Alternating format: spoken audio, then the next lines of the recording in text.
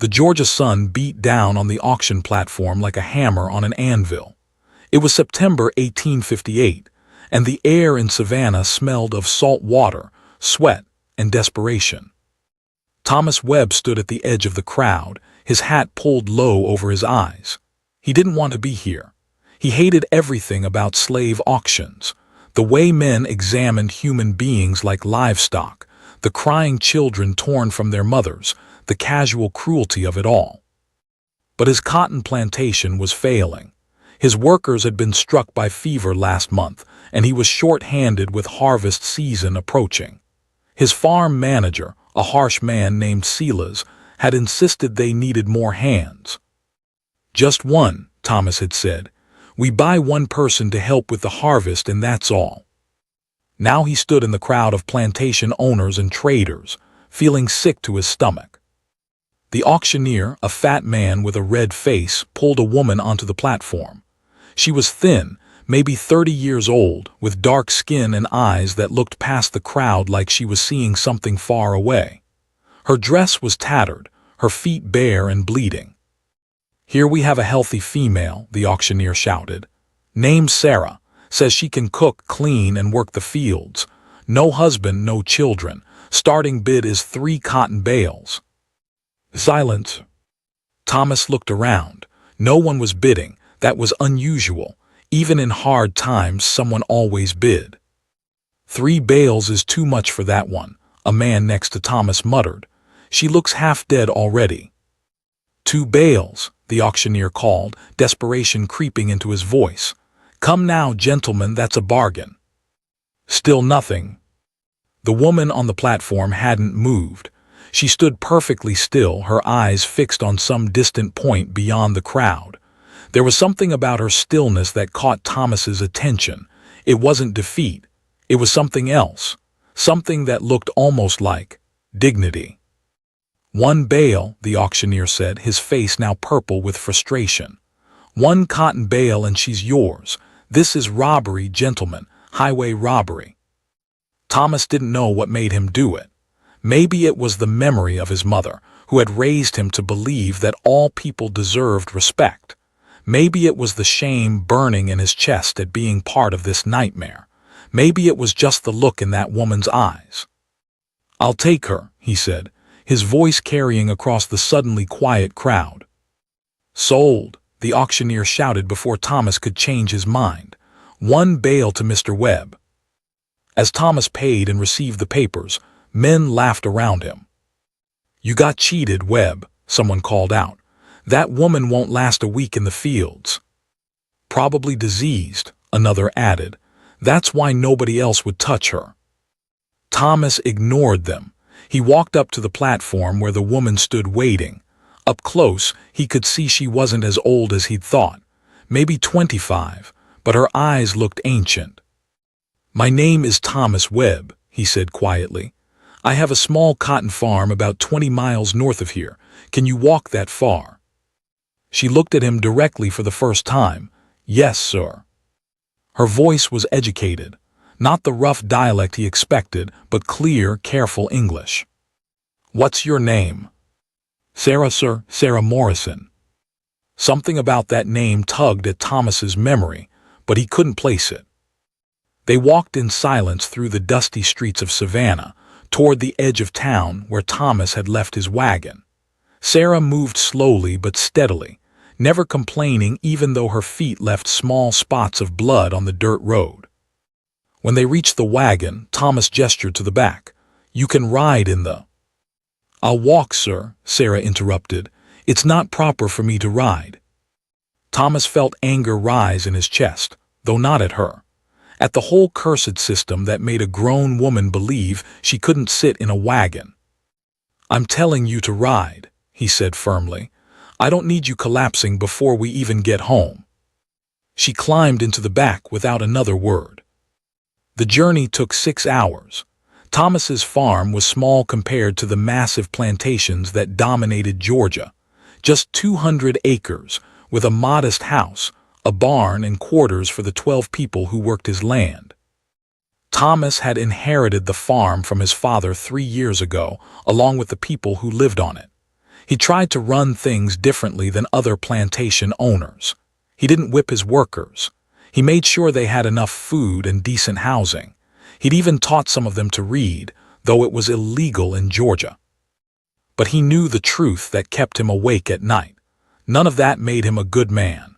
As long as he owned human beings, as long as he profited from their forced labor, he was part of the evil. The only thing that might make him less of a monster was that he knew it. When they arrived at the farm, his manager Silas was waiting on the porch. He was a lean man with cold eyes who had worked for Thomas's father. Thomas didn't trust him, but couldn't afford to replace him. "That's what you bought," Silas said, looking Sarah up and down. "You wasted a bale of cotton on that." "She'll work out fine," Thomas said, climbing down from the wagon. He helped Sarah down, ignoring Silas's disapproving look. "Sarah, this is Silas. He manages the day-to-day work on the farm. Silas, this is Sarah. She'll help with the harvest." Silas spat tobacco juice into the dust. "She looks like she'll drop dead before she picks her first bowl." "Then I made a bad investment," Thomas said evenly. "But she's here now, so find her a place in the quarters and give her some food." He turned to Sarah. "Get some rest tonight. You'll start work tomorrow." "Yes, sir," she said quietly. As Silas led her away, Thomas watched them go. There was something about Sarah that didn't fit. The way she carried herself. The way she spoke. The strange sense that she was enduring this rather than accepting it. That night Thomas sat in his study with a glass of whiskey he didn't drink, staring at the deed of sale. Sarah Morrison. The name still bothered him. He got up and went to the cabinet where he kept his father's old papers. Letters, deeds, business records going back 30 years. He searched through them until he found what he was looking for. A letter dated 1838, 20 years ago. It was addressed to his father from a man named Captain David Morrison, U.S. Navy. Thomas read it slowly, his heart beginning to pound. "Dear Mr. Webb *, I'm writing to thank you for your assistance last year when my ship made port in Savannah during the hurricane. Your hospitality to me and my crew will not be forgotten. I wanted to inform you that I've recently married. My wife, Elizabeth, and I are expecting our first child. We've settled in Charleston, where I've taken a position training new naval recruits. If you're ever in South Carolina, you and your family would be most welcome in our home. Your friend *, Captain David Morrison *. There was more. Thomas found another letter from 1840 announcing the birth of Morrison's daughter, and another from 1842 describing how Morrison's wife had died in childbirth with their second child, a son who also didn't survive. The last letter was from 1845. Morrison had retired from the Navy and was raising his daughter alone. Her name was Sarah. Thomas sat back in his chair, the pieces falling into place. Sarah Morrison, Captain Morrison's daughter, a free child of a white naval officer and his wife, a girl who should have grown up educated, protected, with every advantage. So how had she ended up on a slave auction block? The next morning, Thomas found Sarah in the cotton fields. She was picking slowly but steadily, her hands already bleeding from the sharp bowls. The other workers watched her curiously but didn't approach. New people were always treated with suspicion until they proved themselves. "Sarah," Thomas called, "come with me." She followed him to the barn, where they would have privacy. "I need you to tell me the truth," Thomas said. "Are you Captain David Morrison's daughter?" Her face went pale. For a long moment she said nothing. Then slowly she nodded. "How?" Thomas demanded. "You're a free woman. You should never have been on that auction block." Sarah's hands were shaking. "My father died 6 years ago, yellow fever. I was 19. He left me everything, the house, money, his military pension. He'd raised me like any white man would raise his daughter. I had tutors, books, music lessons. I thought I was safe." "What happened?" "My father had a brother, Uncle Richard. He'd always resented that my father married a woman with mixed blood, that I existed at all. When my father died, Uncle Richard claimed the inheritance. Said my father wasn't in his right mind when he made his will. Said I was the product of an illegal union and had no legal standing. Thomas felt rage building. Didn't your father have proof of your birth, legal documents? He did, but Uncle Richard had friends in the Charleston courts, judges who owed him favors. They ruled that since my mother had Negro blood, her grandmother had been a slave, I was Negro too. One drop of slave blood, they said, made me a slave. That's insane. That's the law in South Carolina. Sarah's voice was bitter. They took everything. The house, the money, all of it. Uncle Richard had me arrested as a fugitive slave, even though I'd never been enslaved in my life. He sold me to a trader before I could appeal. I've been sold 4 times in 6 years, moving further south each time, further from anyone who knew my father or could vouch for me. Thomas was quiet, processing this. Why didn't you tell the auctioneer? Tell people who you really are. Sarah laughed, but there was no humor in it. I did, the first time. The second time, I screamed it from the auction block. I'm Captain David Morrison's daughter. I'm a free woman. You know what happened? They beat me for lying. They said I was crazy, delusional. After a while, I stopped trying. No one believes a slave who claims to be free. I believe you. She looked at him, really looked at him for the first time since they'd met. Why? Because I have my father's letters from your father, because I can see the truth in your eyes, and because, Thomas paused, because my own mother had mixed blood. My grandmother on my mother's side was a freed slave. If the laws were enforced consistently, I might be standing where you are. Sarah's eyes widened. You're 1/8 Negro, by the math of it. But my skin is white enough, and my father was rich enough, that no one ever questioned it. My mother made sure I knew the truth, though. She wanted me to understand that the only difference between me and the people in these fields is luck and money. They stood in silence for a moment. What are you going to do with me? Sarah asked finally. Thomas had been asking himself the same question all night. I'm going to set you free. Legally, properly, with papers that no one can dispute. It might take time, but... No, Sarah interrupted. What? You can't free me, not yet. Thomas stared at her. Why not? Because if you free me immediately, people will ask questions. Uncle Richard has connections everywhere. If he hears that someone in Georgia freed a woman matching my description, he'll come for me.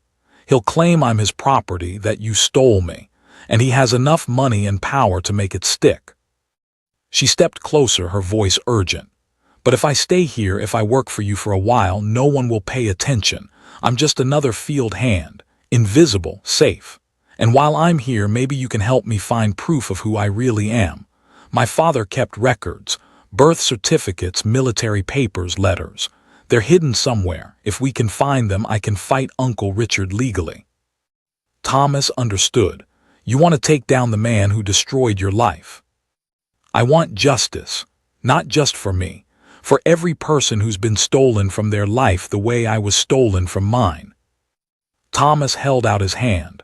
Then we work together, but Sarah, I need you to know something. Even if we succeed, even if we prove you're free, this system is bigger than both of us. We might not be able to change it. She took his hand. Maybe not, but we can try. They shook on it, 2 people from different worlds, connected by a letter from the past and a shared determination to find the truth. Neither of them knew that the hardest part was still ahead, or that Sarah's uncle was already searching for her, or that Silas, the farm manager, was about to make a decision that would put them all in terrible danger. 3 weeks passed. Sarah worked in the cotton fields every day, her hands healing and becoming calloused, her body growing stronger.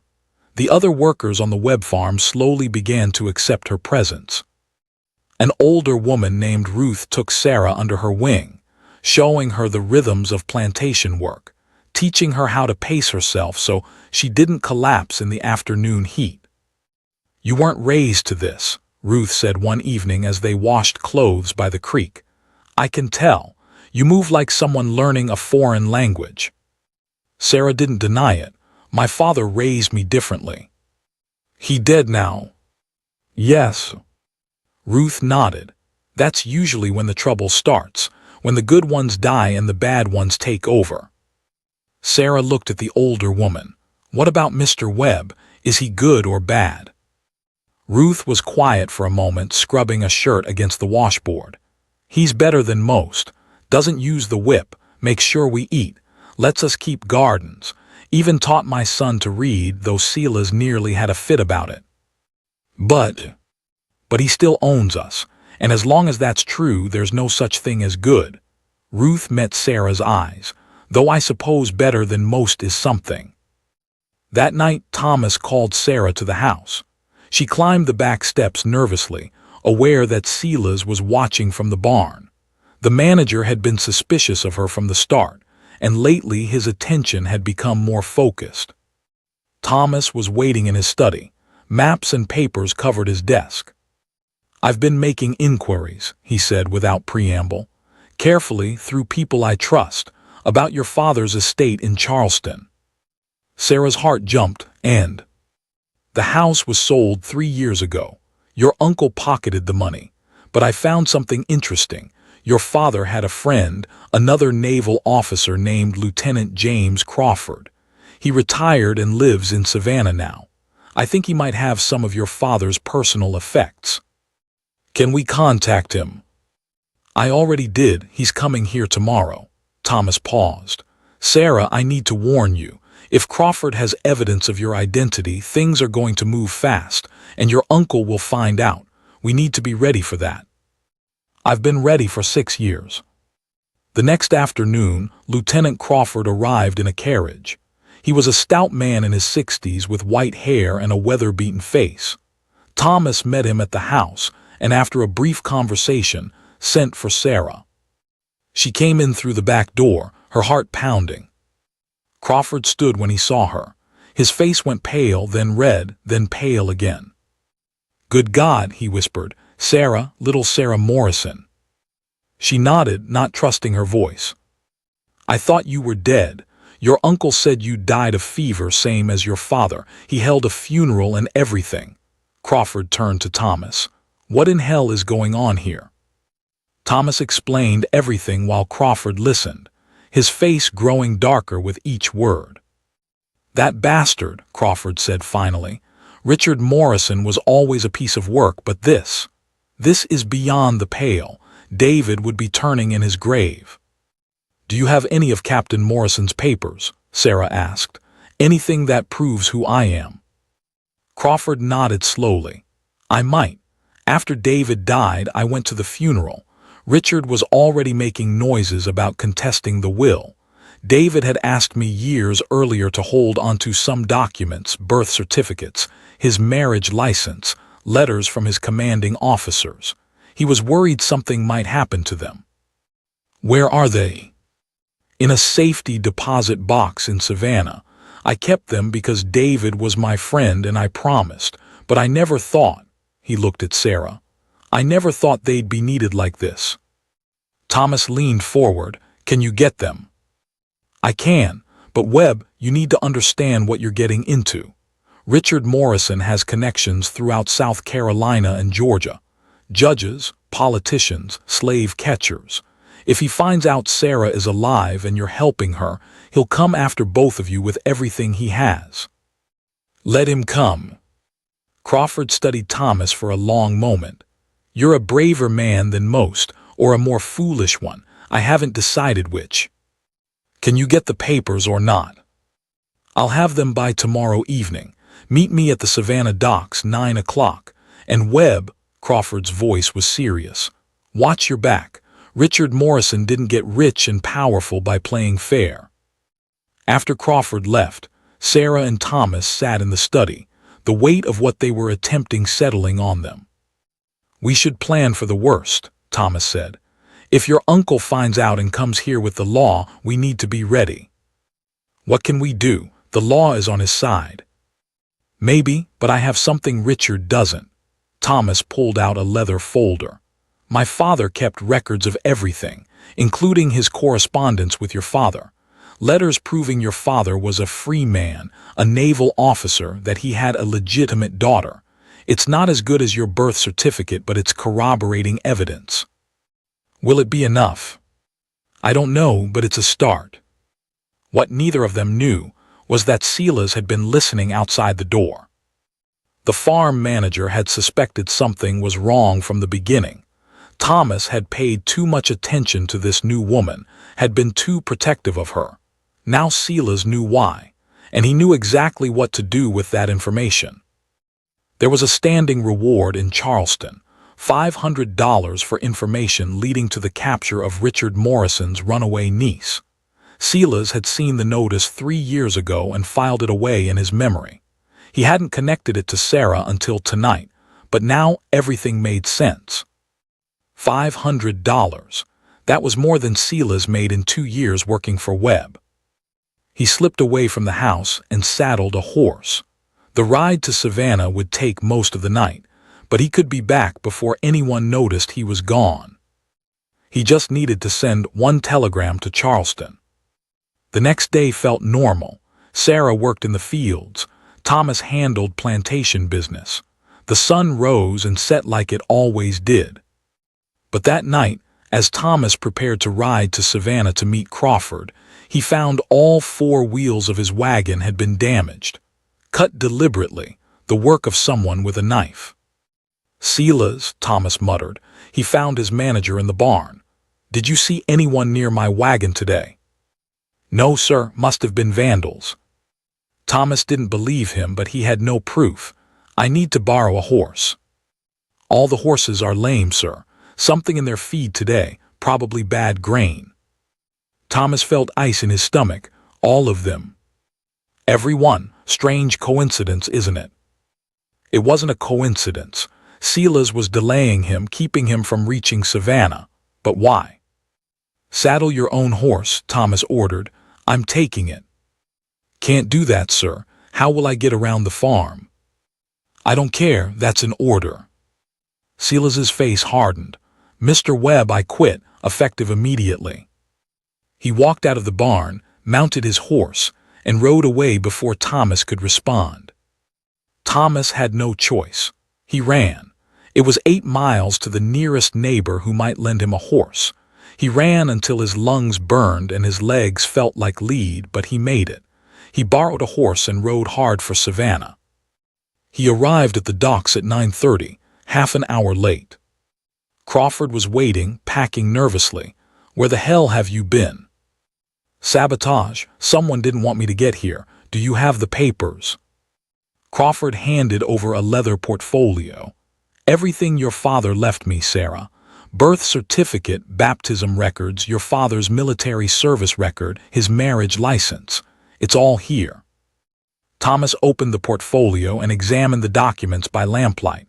They looked official, with seals and signatures. This is perfect, this proves. Drop it, a voice said from the shadows. 3 men stepped into the lamplight, all carrying rifles. Behind them came a 4th man, older, well-dressed, with cold eyes and a cruel mouth. Richard Morrison. Hello, nephew, he said to Thomas with a mocking smile. Though I suppose I should call you something else, given your questionable heritage. You have no authority here, Thomas said, his hand moving toward the pistol at his belt. Don't, one of the armed men warned. Richard stepped closer. I have all the authority I need.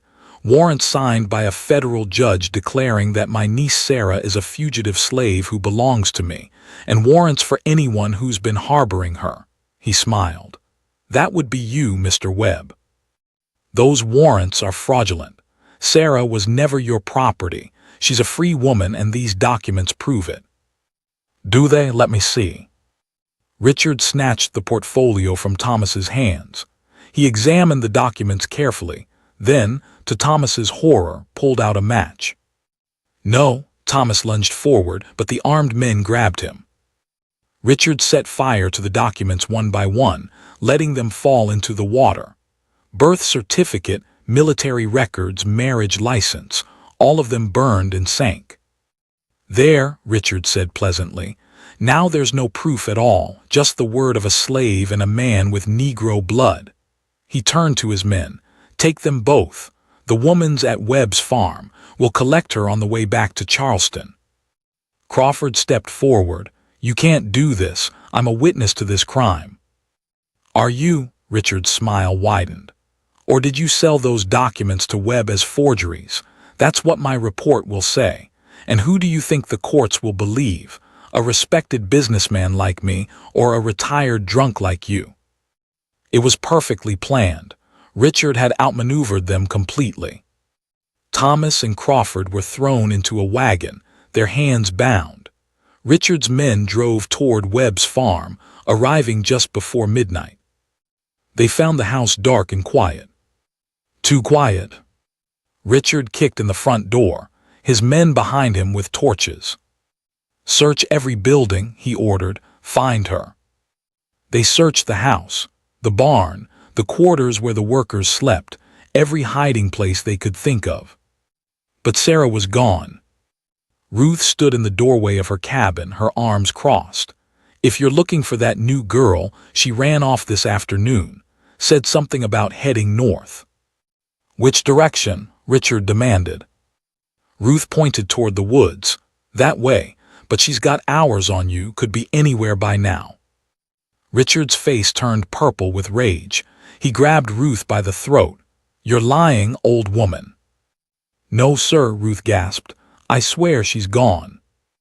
One of Richard's men came running from the fields. "Sir, there are tracks leading into the woods, fresh, maybe 3 or 4 hours old." Richard threw Ruth to the ground and turned to his men. "Bring the dogs, we're going hunting." As they organized the search party, Thomas sat in the wagon, his mind racing. Sarah had run. Someone must have warned her, probably Ruth, who had clearly been expecting trouble. But running wasn't enough. Richard had dogs, trackers, and determination. He would find her eventually. Unless someone stopped him. Thomas looked at Crawford, who met his eyes. The old lieutenant nodded slightly, understanding what Thomas was thinking. When the guard turned away to help with the dogs, Crawford whispered, "I'll cause a distraction. You get free and find Sarah. Warn her. They'll kill you." "I'm an old man with nothing to lose. Your mother's son, though. You've got a chance to make this right. Now shut up and be ready." 10 minutes later, as Richard's men prepared to enter the woods, Crawford suddenly shouted, "Fire! The barn's on fire!" It was a lie, but it worked. Half the men turned to look, and in that moment of confusion, Crawford threw himself at the nearest guard, knocking the rifle from his hands. "Run, Webb," he shouted. Thomas didn't hesitate. He rolled out of the wagon, his bound hands making him clumsy, and sprinted toward the woods. Behind him, he heard shouting, a gunshot, Crawford's voice cutting off abruptly. He didn't look back. He crashed through the underbrush, branches tearing at his clothes, his bound hands held up to protect his face. He could hear the dogs baying now, could hear men shouting orders. They were coming for him. But Thomas Webb had grown up in these woods. He knew every trail, every creek, every hiding place. And he knew where Sarah had probably gone, the one place she would feel safe. His mother's grave. It was a mile into the woods, in a small clearing his father had chosen years ago. His mother had loved this spot, had said it reminded her of freedom. Thomas ran. Thomas crashed through the woods, his breath coming in ragged gasps. Behind him, the dogs were getting closer. He could hear their snarls, the shouts of Richard Morrison's men, the crack of branches as they pursued. His hands were still bound in front of him, making it nearly impossible to keep his balance. He fell twice, rolling down small embankments, his shoulders slamming into trees, but he kept moving. The creek was ahead. If he could reach the water, he might throw off the dog scent. He splashed into the cold stream, wading upstream as quickly as he could manage. The current fought him, and his boots filled with water, heavy as lead. But he pushed forward, following the creek as it wound through the forest toward the clearing where his mother was buried. "Please let Sarah be there," he prayed. "Please let her be safe." Behind him, the barking grew confused. The dogs had lost the scent at the creek. It would buy him time, but not much. 10 minutes later, soaked and shivering, Thomas climbed out of the water and ran the last quarter-mile to the clearing. He found Sarah standing beside his mother's grave, a shovel in her hands. She whirled when she heard him coming, raising the shovel like a weapon. When she recognized him, she lowered it. "Mr. Webb, what happened? Ruth said men were coming." "They're here, your uncle is here. They burned the documents and they're hunting us with dogs." Thomas held up his bound wrists. "Can you cut these?" Sarah grabbed a sharp rock and began sawing at the rope. "I knew this would happen. I knew he'd find me eventually." "How did you know to run?" "Ruth. She saw Silas leave last night on horseback, riding fast. She guessed he was going to betray us. She woke me 2 hours ago and told me to hide in the woods, as far from the farm as I could get." The rope finally parted. Thomas rubbed his wrists, feeling blood flow back into his hands. Crawford's dead or captured. They might have killed him. Sarah's face fell. He was just trying to help. "And now it's just us." Thomas looked around the clearing. "This isn't far enough. We need to keep moving. Head north, try to reach the railroad." "We'll never make it. Your uncle has too many men, too many resources. And even if we get away tonight, he'll keep searching. He'll never stop." Thomas knew she was right. Running would only delay the inevitable. "Then we don't run," he said. "We fight." "How? We have no proof, no documents, no witnesses. It's our word against his, and his word is backed by money and power. Not all his witnesses are loyal to him." Thomas was thinking fast now, pieces coming together in his mind. "Sarah, you said you were sold 4 times in 6 years. That means there are records, bills of sale, transfer documents. If we can trace your sales backward, we can prove you were a free woman who was kidnapped. Those records could be anywhere. Charleston, Savannah, plantations all over Georgia. But they exist, and Richard couldn't have destroyed all of them because he didn't know we'd look for them. He only burned Crawford's documents because we were about to use them." Sarah was quiet, thinking. "There's something else. My father kept a journal. He wrote in it every day for 20 years. It had everything: my birth, my mother's death, how he raised me, his worries about Uncle Richard. If we could find that journal." "Where would it be?" "The last time I saw it was in my father's study, the day he died. Uncle Richard took over the house immediately after the funeral. He might have kept the journal or he might have destroyed it. But if it still exists, it's either in his Charleston home or in storage somewhere." Thomas heard the dogs again, closer now. They didn't have much time. "We need help," he said. "Someone Richard doesn't know about, someone who can investigate without raising suspicion." "Who?" Thomas thought of the people on his farm. Ruth, who had already risked everything to warn Sarah. Ruth's son James, who Thomas had taught to read and who was smarter than most white men Thomas knew. The other workers who had watched silently as Thomas tried to be better than his father. "The people you've been working beside for 3 weeks," Thomas said. "They know this land better than anyone. They have networks Richard doesn't know about, and they have every reason to want to see him fail. You want to ask slaves to risk their lives for me. I want to ask human beings to help us expose a murderer and a thief. They can say no, but we should at least ask." The barking was very close now. "First we have to survive the night," Sarah said. "They're coming." Thomas looked around the clearing desperately. His mother's grave was marked by a simple stone. Nearby was an old oak tree his mother had loved, its roots forming natural hollows in the ground. "Under the tree," he said. "There's a gap between the roots big enough for you to hide in. Cover yourself with leaves." "What about you?" "I'm going to lead them away from here. If they catch me alone, I might be able to convince them you went in a different direction. They'll kill you. Maybe, or maybe they'll arrest me and take me back to stand trial. Either way, you'll be alive. Thomas grabbed her shoulders. Sarah, listen to me. If I don't make it, you need to get to Savannah. Find the federal marshal's office. Ask for Marshal William Carter. He's new, not corrupted yet. Tell him everything. He might not be able to help legally, but he can at least make noise, get other officials asking questions. Thomas, hide now. Sarah climbed into the hollow between the oak roots. Thomas covered her with leaves and dirt, obscuring her completely. Then he stood and deliberately walked to the other side of the clearing, breaking branches and leaving obvious tracks. He was 100 yards away when the first dog burst into the clearing. It was a massive bloodhound, all muscle and teeth, trained to track and hold. Behind it came 2 of Richard's men, both carrying rifles. There, one shouted, spotting Thomas. Thomas ran, not toward the farm but deeper into the woods, away from Sarah's hiding place. The dogs came after him, snarling and snapping. He made it another 50 yards before he felt jaws close on his leg.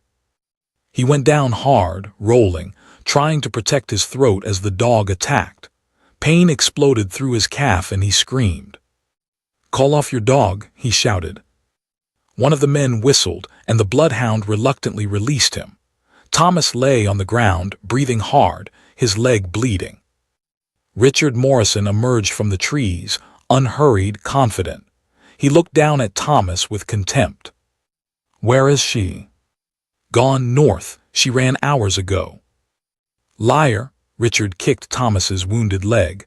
Your own people told us someone warned her. She had time to hide but not time to get far. Where is she? I don't know. Richard pulled out a pistol and pointed it at Thomas's head. Last chance. Thomas looked up at him. In that moment, he understood something his mother had tried to teach him years ago. There were worse things than dying. Living as a coward was one of them. Go to hell, he said. Richard's finger tightened on the trigger. Wait, Sarah's voice rang out across the woods. No, Thomas thought. No, no, no. She emerged from the trees, her hands raised, leaves still clinging to her dress. I'm here, she said. Let him go, you want me, not him. Richard smiled, a terrible expression. I want you both, but I'll settle for having you at least. He gestured to his men. Tie her up, and Mr. Webb too, we're going back to Charleston tonight. As the men bound Sarah's hands, she looked at Thomas. I couldn't let him kill you, not after everything. You should have stayed hidden. I'm tired of hiding. They were thrown into a wagon, Richard's men surrounding them on horseback. The dogs paced alongside, still eager for violence. As they began the journey back to the farm, Thomas tried to think. There had to be a way out of this, some escape route, some plan. But his leg was bleeding badly and his mind felt foggy. Beside him, Sarah sat with her head held high, refusing to show fear even though she must have been terrified. They reached Webb's farm just before dawn. The place was in chaos. Workers stood in small groups, watching nervously. Some of Richard's men were loading the wagon with supplies for the long journey to Charleston. Ruth approached the wagon, her face carefully neutral. Mr. Webb, are you hurt bad? I'll live, Ruth, I need you to. Silence, Richard snapped. He turned to Ruth. Get back to your cabin, old woman, before I have you whipped for insolence. Ruth met his eyes steadily. Yes, sir. But as she turned away, Thomas saw her make a small gesture with her hand, a signal he'd seen before, used among the workers when they were passing secret messages. She was telling someone something, warning someone or calling for help. Hope flickered in Thomas's chest. Richard's men finished loading the wagon. The journey to Charleston would take 2 days, maybe 3, long days where anything could happen. Move out, Richard ordered. The wagon lurched forward. They traveled all day without stopping. Richard was clearly anxious to get back to Charleston, to his own territory where his control was absolute. He rode beside the wagon, watching Sarah like she might disappear if he blinked. As the sun began to set, they made camp beside the road. Richard's men built a fire and prepared a meal. Thomas and Sarah were given water but no food. "Tomorrow we reach Charleston," Richard said, standing over them.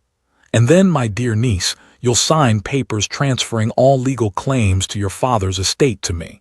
After that, I'll sell you so far south you'll never see daylight again. Maybe Brazil. They pay well for house slaves there." "I'll never sign," Sarah said. "You will.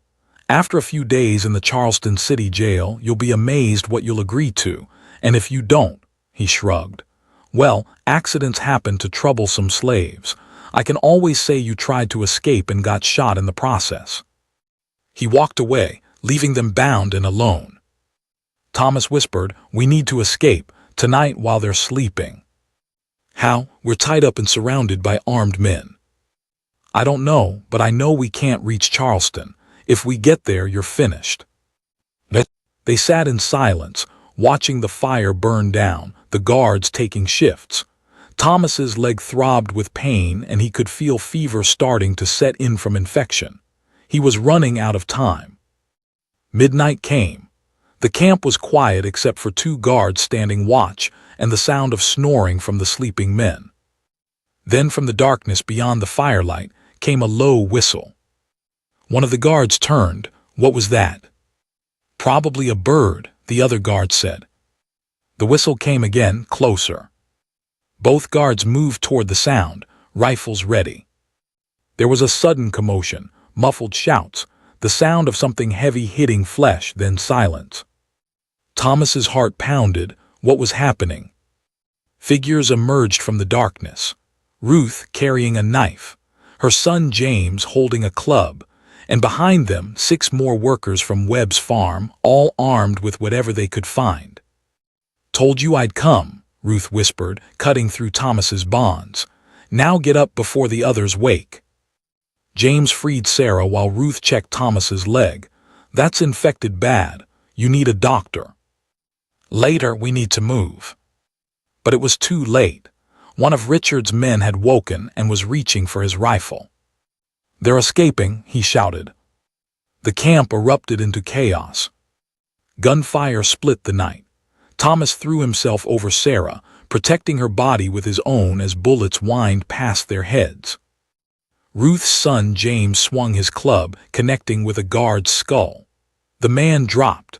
Another of Richard's men lunged forward with a knife, but one of the farm workers, a young man named Isaac, tackled him to the ground. It was chaos, brutal and desperate. Workers against slave catchers, improvised weapons against rifles, people who had nothing to lose fighting people who had grown comfortable with power. Richard Morrison screamed orders, trying to rally his men, but they were scattered, confused by the surprise attack in the darkness. Thomas grabbed a fallen rifle and fired into the air. Scatter, into the woods. Ruth and her people didn't need to be told twice. They melted into the trees, taking Sarah with them. Thomas fired twice more to cover their escape, then ran after them, his wounded leg screaming with every step. Behind them, Richard was shouting, "After them, I want them all dead. There's a reward for whoever brings me that woman." But his men were reluctant to chase people into the dark woods. Some of them had been knocked unconscious. Others had seen the determination in the workers' eyes and realized this wasn't going to be easy. Thomas caught up with Ruth's group half a mile into the forest. They were moving fast, helping each other over rough ground, working together like they'd been planning this for years. Maybe they had been. Maybe every slave on every plantation in the South had been planning rebellion, waiting for the right moment, the right cause. "Where are we going?" Thomas gasped, his leg barely supporting him.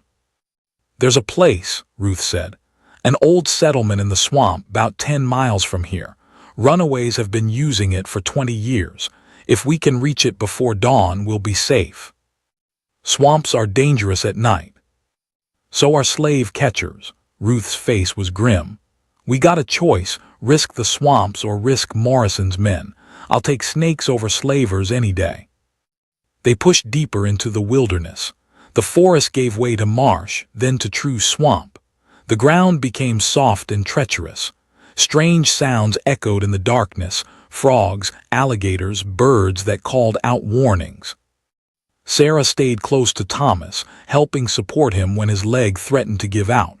"You're burning up," she whispered. "That infection is spreading." "I'll make it." "You better. I didn't come this far to have you die of fever." James dropped back to walk beside them. He was maybe 20 years old, strong and smart. Thomas had taught him to read 3 years ago, sneaking books to him at night. "Mr. Webb," James said quietly, "I need to know something." "What?" "When this is over, if we survive, what happens to us? You gonna let us go, or you gonna try to keep us on your farm?" Thomas was quiet for a moment. It was the question he'd been avoiding for 3 years, the one that kept him awake at night. "I can't free you," he said finally. "Not legally. Georgia law requires freed slaves to leave the state within 60 days. If I emancipated everyone on my farm, you'd all have to leave your homes, your families. And where would you go? North is a long, dangerous journey. Most freed people end up recaptured and sold back into slavery. So we stay slaves." "No, we find another way." Thomas looked at the people around him, Ruth, James, Isaac, all the others who had risked everything tonight. "There are people up north, abolitionists, who are building networks, the Underground Railroad, routes to freedom that are actually safe. If we can connect with them, we can get everyone out properly, not just freed, but truly free." "You're talking about shutting down your own farm." "I'm talking about doing what should have been done 100 years ago. I'm talking about ending this evil, even if it costs me everything." James studied him in the darkness. "My mama always said you were better than your daddy, but better ain't the same as good." "No, it's not. But maybe good is something we become together, not something any of us can do alone."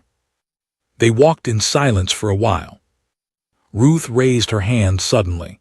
"There, you see that dead cypress? That's the marker. Settlement's just past it." They pushed through the final stretch of swamp and found themselves in a hidden clearing. Raised platforms built on stilts kept structures above the water line. There were maybe a dozen small buildings, all made from salvaged wood and hidden under the forest canopy. People emerged from the buildings, runaways, some of them living here for years, others recently arrived. They looked at Ruth's group with a mixture of hope and suspicion. An older man, his hair white as cotton, stepped forward. "Ruth, that you?" "It's me, Samuel. We got trouble behind us. Morrison's men. We need sanctuary for a few days." Samuel looked at Thomas and Sarah. "You brought white folk here. That was foolish." "This one's different," Ruth said, gesturing to Thomas. "He's been teaching slaves to read, and the woman, she's Morrison's niece, the one he's been hunting." Murmurs ran through the gathered people. Everyone in the Georgia lowlands knew about Richard Morrison and his search for his escaped niece. "Let them in," Samuel said finally. "But they're your responsibility, Ruth. If they bring trouble down on us, it's on your head." "They will," Ruth said. "Morrison won't stop searching, but maybe that's not a bad thing." Samuel raised an eyebrow. "You got a plan?" "Maybe. But first, we need to get this fool to a healer before his leg falls off." Thomas was led to one of the platforms where an elderly woman examined his wound. She clucked her tongue disapprovingly. "Bad infection. Should have been treated yesterday. I can clean it, but you're gonna be fevered for a few days." "I don't have a few days." "You don't have a choice, boy. Now lay still." As the healer worked on his leg, a painful process involving hot water, whiskey, and a knife to cut away infected tissue, Sarah sat beside him. "You didn't have to do this," she said. "Any of it. You could have just let me run, stayed on your farm, kept your comfortable life." Thomas gritted his teeth against the pain. No, I couldn't, because my mother told me something before she died. She said, the sin of slavery isn't just in the keeping of slaves. It's in the silence of good men who do nothing to stop it. I've been silent too long. Your mother was wise. She was, and she would have liked you. Sarah smiled. I wish I could have met her. That night, while Thomas slept fitfully with fever, Sarah sat with Ruth and the other leaders of the swamp settlement. They gathered around a small fire, speaking in low voices. Morrison will search every inch of this swamp, Ruth said. He's got resources, men, dogs. Eventually he'll find us. Then we fight, said Isaac, the young man who had tackled one of Morrison's guards. We got numbers, we can. We can't win a direct fight, Samuel interrupted. They got guns, training, the law on their side. We fight them straight on, we die. So what do we do? Sarah asked. The group was quiet, thinking. Finally, James spoke up. We make him come to us, but we choose the ground, and we make sure when he gets here, someone's watching who can tell the truth about what happens. You're talking about witnesses, Sarah said, legal witnesses. I'm talking about making this Morrison's last hunt. He's committed crimes, burned legal documents, attempted murder, kidnapping. If we can get someone with authority to see what he's doing, really see it, then maybe we can end this. Who? Ruth asked. Every lawman in Georgia is either in his pocket or too scared to cross him. Sarah remembered Thomas's words from earlier. Federal marshal. New one in Savannah named William Carter. Thomas said he's not corrupt yet. Getting a message to Savannah will take days, Samuel said. Then we buy time, James replied. We let Morrison track us here, but we slow him down, leave false trails, make him work for it. While he's chasing us, someone rides to Savannah and brings back that marshal. That's a dangerous game. Everything about this is dangerous, but it's better than running forever. They talked through the night, making plans, assigning roles. By dawn, they had a strategy. Ruth would stay at the settlement with most of the people, fortifying their position. James and Isaac would lay false trails through the swamp, leading Morrison's men in circles. And Sarah, despite her protests, would stay with Thomas while he recovered. The only question was, who would ride to Savannah? I'll go, said a young woman named Grace. She'd been at the settlement for 2 years after escaping from a cotton plantation. I'm fast, and I know the roads. It's dangerous, Ruth warned. Slave catchers everywhere, they catch you, you're done. I'm done anyway if Morrison finds us here. Might as well die doing something useful. Grace left at first light, carrying a letter Sarah had written explaining everything. She had 3 days to reach Savannah, find Marshal Carter and bring him back. Meanwhile, James and Isaac began their work. They left obvious tracks leading east, away from the settlement. They made campfires that they abandoned quickly. They dropped articles of clothing. They created the illusion of a panicked group running blindly through the swamps. Richard Morrison took the bait. His men found the first false trail by midday. They followed it eagerly, dogs baying, convinced they were closing in. By nightfall, they were 10 miles east of the settlement, exhausted and frustrated. They're playing games with us, one of Richard's men said. Then we play harder, Richard snarled. Double the reward. Anyone who brings me Sarah Morrison or Thomas Webb gets $1,000. Alive or dead, I don't care which. $1,000. That was enough to make even loyal men consider betrayal. Back at the settlement, Thomas's fever broke on the 3rd day. He woke weak but clear-headed to find Sarah sitting beside him. How long was I out? 3 days. Grace should be back soon if everything went according to plan. And Morrison. James has been leading him in circles, but he's getting closer. We probably have 1 more day, maybe 2. Thomas sat up slowly. His leg still hurt, but the infection was receding. Then we need to be ready, because when Morrison gets here, he'll come with everything he has. James wants to set a trap. What kind of trap? Sarah explained the plan James had devised. It was risky, dependent on precise timing and luck, but it might work. We'll need everyone, Thomas said. Every person in this settlement, and we'll need to trust that Grace reaches Carter in time. And if she doesn't, then we make our stand anyway, because some things are worth dying for. That night the settlement prepared. They built barriers, gathered weapons, laid traps in the swamp. Children and elderly were hidden in the deepest, most protected structures. Everyone else took positions.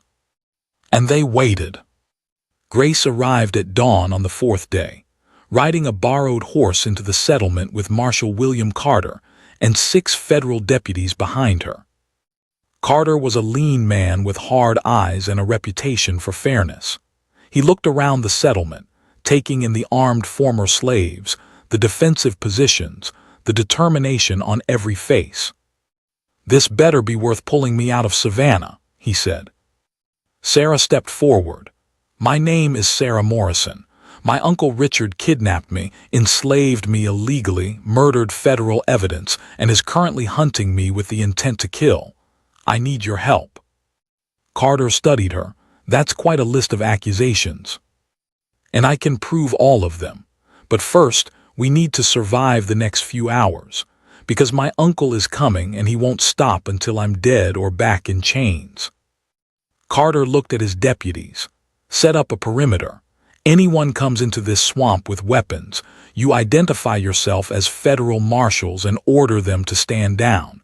They don't comply, you have permission to use necessary force." One of the deputies looked uncomfortable. "Sir, we're talking about going against Richard Morrison. He's connected to—" "I don't care who he's connected to," Carter said flatly. "The law is the law, now move." An hour later, Richard Morrison and 12 armed men rode into the swamp. They were met by Marshal Carter and his deputies, standing in the middle of the path. "That's far enough," Carter said. "Identify yourselves." Richard's face went red. "I'm Richard Morrison of Charleston. These are my men. We're pursuing fugitive slaves who—" "You're pursuing a free woman you kidnapped," Carter interrupted. "And you're under arrest for destruction of federal evidence, attempted murder, and kidnapping. You have no authority here." "I have federal authority everywhere in this country.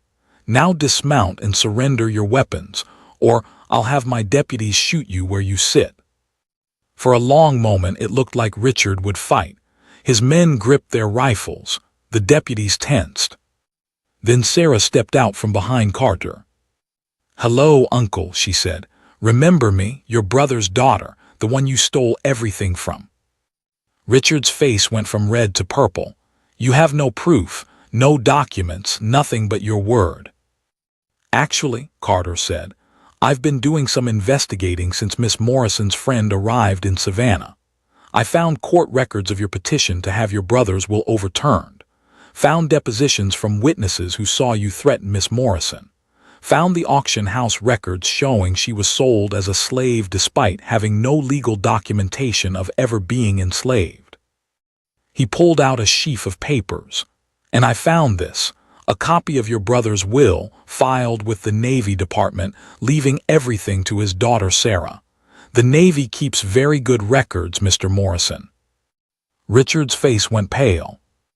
"It's over," Sarah said. "You're going to face trial for everything you've done, and I'm taking back everything you stole." Richard made a sudden move toward his gun.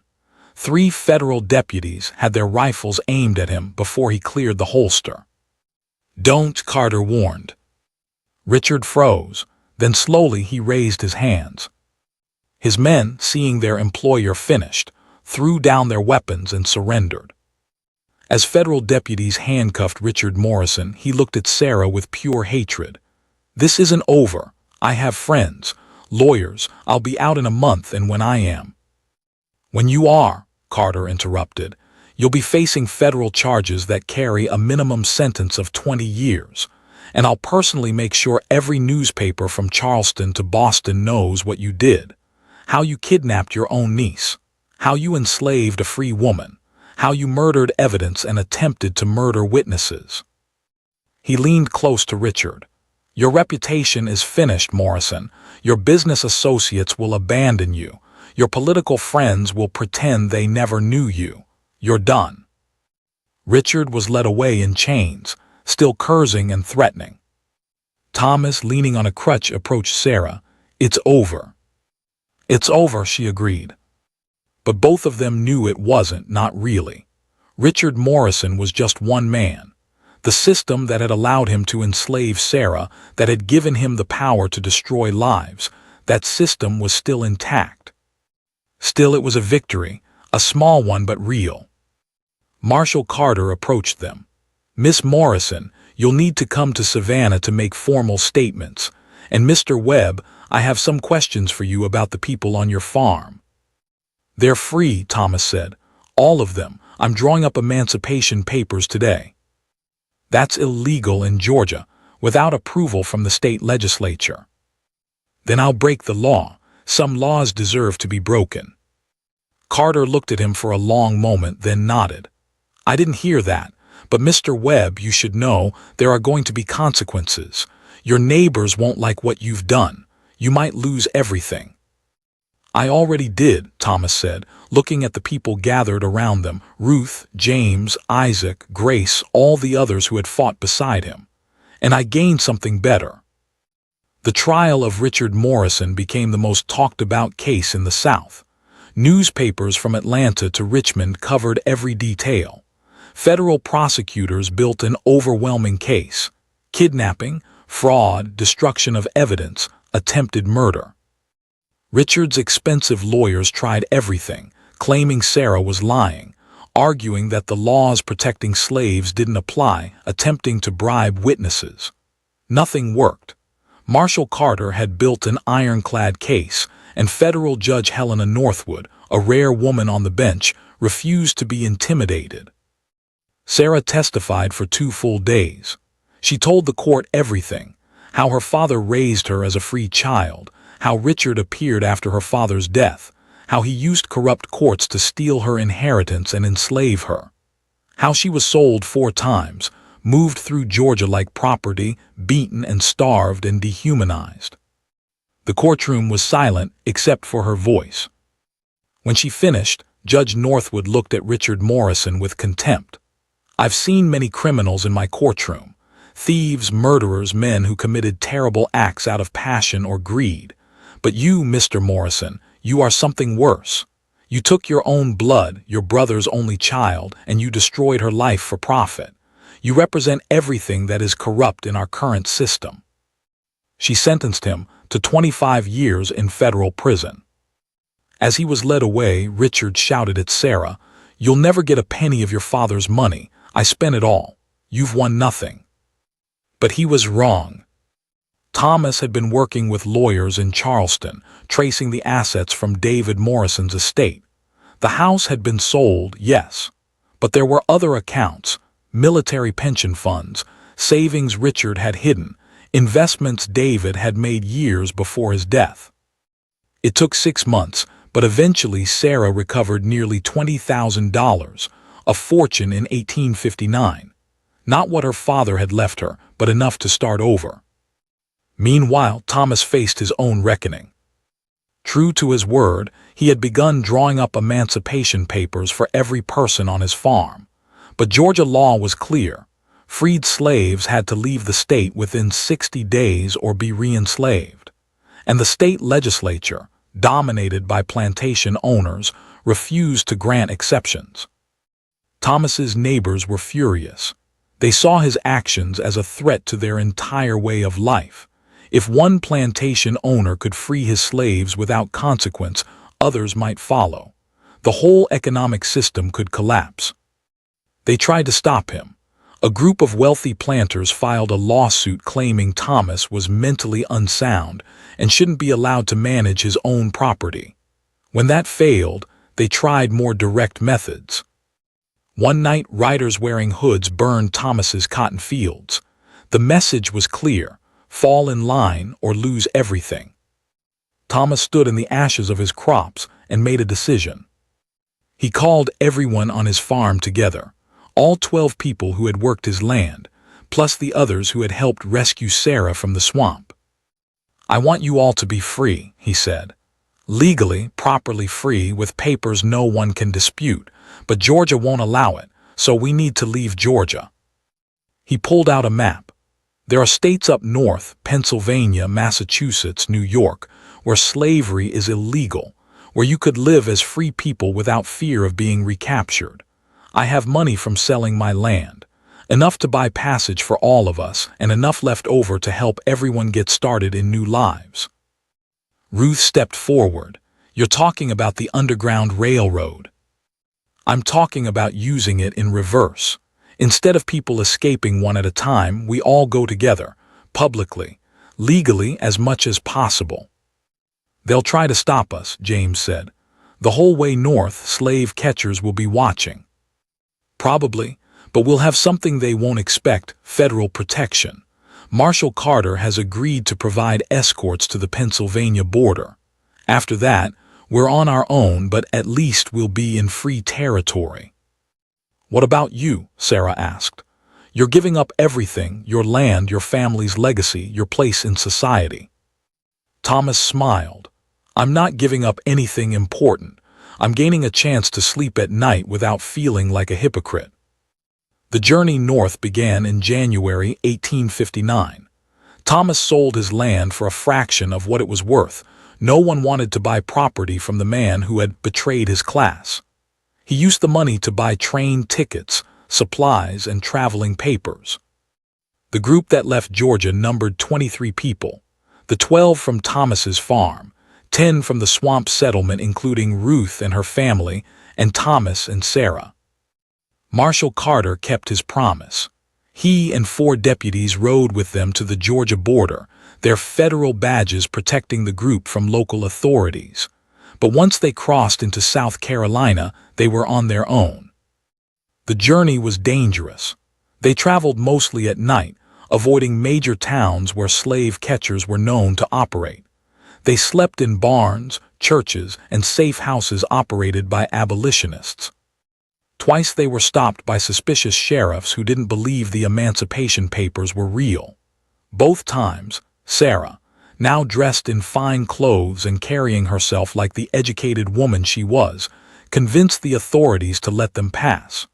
Her ability to speak like a white lady, combined with Thomas's presence, created enough doubt to avoid arrest. They reached Pennsylvania in March, arriving in Philadelphia cold, exhausted but free. The Quaker community there welcomed them, providing temporary housing and helping everyone find work. Ruth became a seamstress. James got a job in a printing shop. Isaac found work at the docks. One by one, people found their footing in this new world. Thomas bought a small house on the outskirts of the city. It wasn't much, nothing like the plantation he'd left behind. But it was his, earned with honest money without the stain of slavery on it. Sarah moved in with a Quaker family while she studied with tutors, relearning all the things her father had taught her and more. She was 26 years old, and she had decided what she wanted to do with her freedom. She wanted to help others find theirs. A year after arriving in Philadelphia, Sarah opened a school. It was small, just 2 rooms in a building near the docks, but it offered free education to formerly enslaved people and their children. Reading, writing, mathematics, history, all the tools people needed to build new lives. Thomas helped fund the school with what remained of his money. He also began writing articles for abolitionist newspapers, letters to politicians, testimonies about what he had seen in Georgia. His mother's mixed heritage, once something he'd hidden, became something he spoke about openly. "I'm proof," he wrote in one article, "that the boundaries we draw between races are artificial, that the system of slavery is built on lies and maintained by violence, that the only real difference between enslaver and enslaved is circumstance and choice." His writings made him famous in abolitionist circles. Frederick Douglass himself came to meet him, and the two became friends. Thomas spoke at rallies, churches, meeting halls. He told Sarah's story and his own, making people understand that slavery wasn't some distant abstraction but a human tragedy happening to real people. But not everyone appreciated his work. Bounty hunters still operated in the North, kidnapping freed people and selling them back into slavery in the South. Some were mercenaries. Others were true believers who thought slavery was divinely ordained. In the summer of 1860, two such men came looking for Sarah. They claimed she was a fugitive slave named Mary who had escaped from a Virginia plantation. They had forged papers and a complicit judge who had issued a warrant. The men showed up at Sarah's school one afternoon, pushing their way past students. "You're coming with us," one said, grabbing Sarah's arm. But they had made a mistake. They had come during class time when the school was full of people, former slaves who had learned what freedom meant and weren't willing to give it up.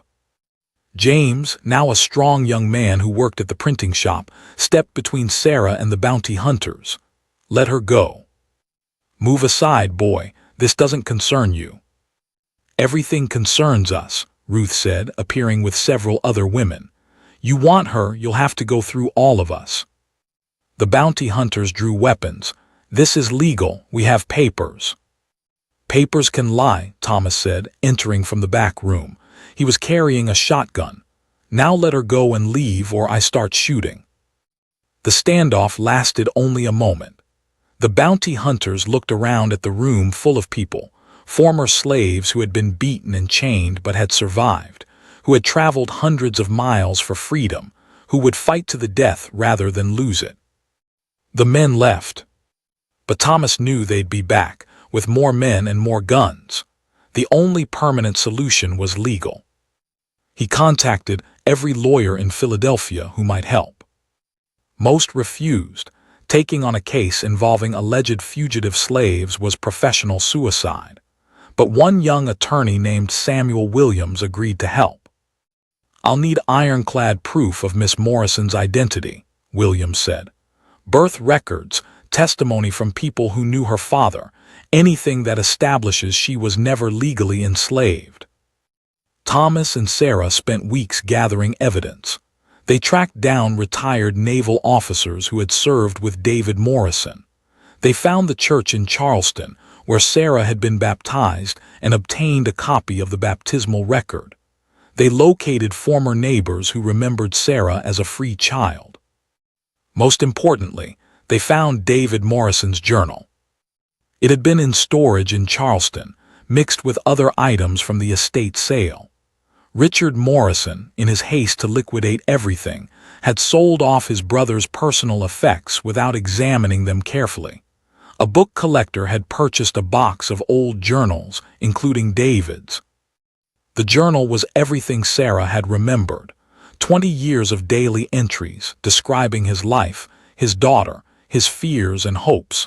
The final entry was written the day before he died. "Sarah is a remarkable young woman. She has her mother's grace and my stubbornness. I've done my best to prepare her for a world that will judge her by the color of her skin rather than the content of her character.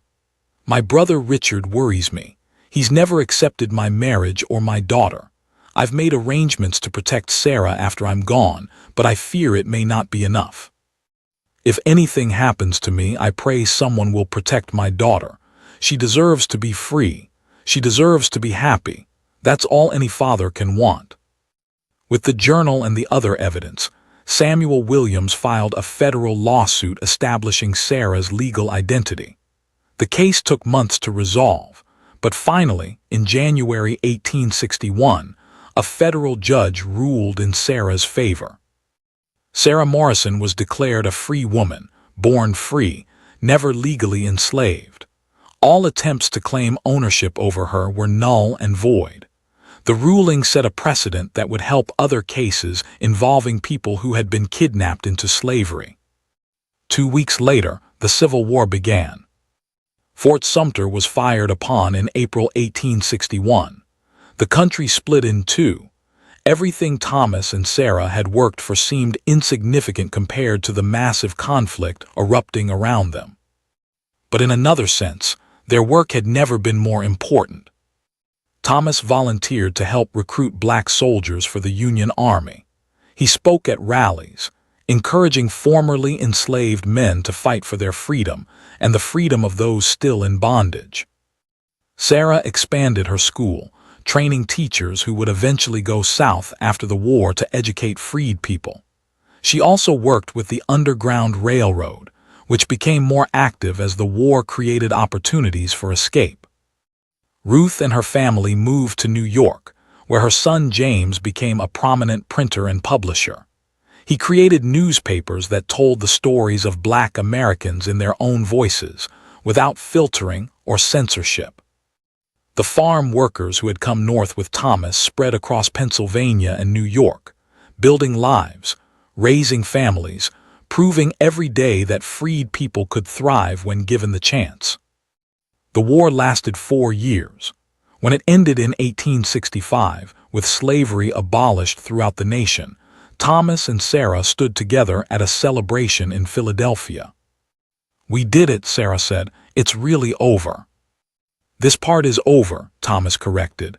"But the hard work is just beginning. Slavery is gone, but racism isn't. The laws have changed, but hearts and minds take longer." "Then we keep working."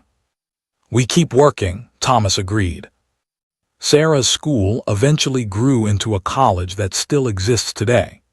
Thomas became a professor there, teaching history and ethics, making sure the next generation understood where they came from and what they still needed to fight for.